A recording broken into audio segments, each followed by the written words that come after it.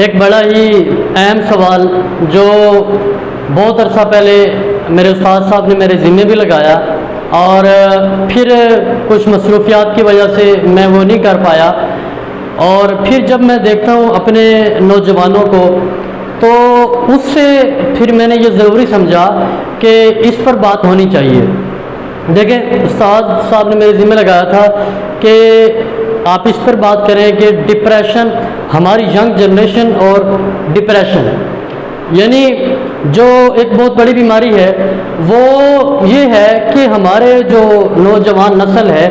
उसको डिप्रेशन की बहुत बड़ी बीमारी है। तो उसी पर कुछ बात करना चाहूँगा। देखें, पहली बात यह है कि डिप्रेशन होता कब है, जब हमारा बच्चा जो है जब वो ग्रेजुएशन कर लेता है, मास्टर कर लेता है, तो उससे पेरेंट्स, उसके सारे जो रिलेटिव्स हैं, जितने भी दोस्त अहबाब हैं, सब ये तवक्को कर रहे होते हैं कि अब इसने इतनी एजुकेशन हासिल कर ली है तो अब ये कोई बड़ा इंजीनियर, डॉक्टर और प्रोफेसर बन गया, अब इसकी कोई इतनी सैलरी वाली पे होनी जो है ना, वो इतनी सैलरी वाली जॉब होनी चाहिए। तो कहने का मतलब ये है कि ये एजुकेशन का और रिस्क का, इसका आपस में कोई ताल्लुक नहीं है। फिर जब हम इसकी बात करते हैं कि फ़लाँ को देखें, फ़लाँ का बच्चा 10 पढ़ा हुआ था, मैट्रिक की हुई थी, उसने इंटर की हुई थी, तो वो देखें आज वो इतने पैसे कमा रहा है, ठीक है, और आप जो है इतने पढ़ गए हो तो आपकी कोई जॉब नहीं है, आप फ्री फिर रहे हो। तो इस वजह से हमारे नौजवान जो है डिप्रेशन का शिकार होते हैं। तो मैं अपने नौजवानों को भी ये पैगाम देना चाहूँगा कि देखें, डिप्रेशन लेने से डिप्रेशन पे इतना लेते हैं कि फिर कभी कभार तो आप बहुत सारी न्यूज़ सुनते होंगे, मैं भी सुनता हूँ कि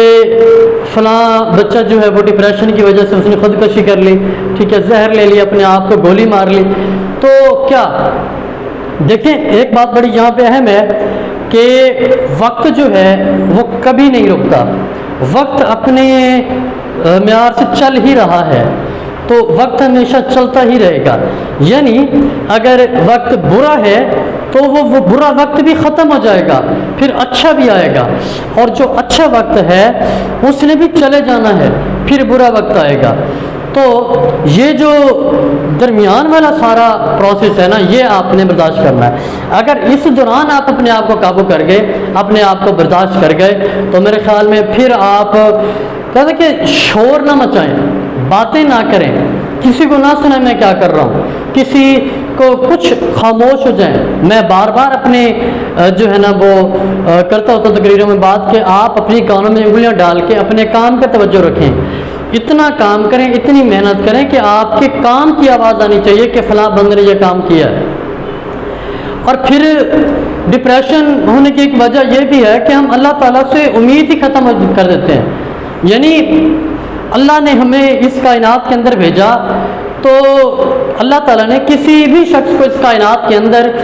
फजूल नहीं भेजा, हर एक को किसी न किसी मखसूस काम के लिए भेजा है। तो वो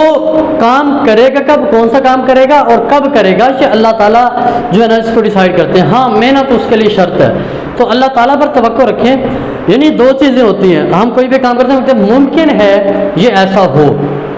हो सकता है मैं इसमें हार जाऊं,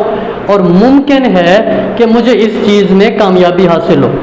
तो जब हम कोई इस तरह का एक्शन लेते हैं, यानी आप बहुत ज़्यादा डिप्रेशन लेके मायूसी का शिकार हो जाते हैं, खुदकशी तक आ जाते हैं, तो इसका मतलब ये है आपने मुमकिनत को लिया ही नहीं, आपने ये बात देखी ही नहीं कि ये अगर मैं इसमें हारा हूँ तो मैं अगर थोड़ी सी मेहनत करूँ कि मुझे अल्लाह ताला जो है वो कामयाबी भी तो दे सकता है इस काम में। आपने कई मिसालें आप देखें, जो लोग भी कामयाब हुए हैं तो पीछे उनके एक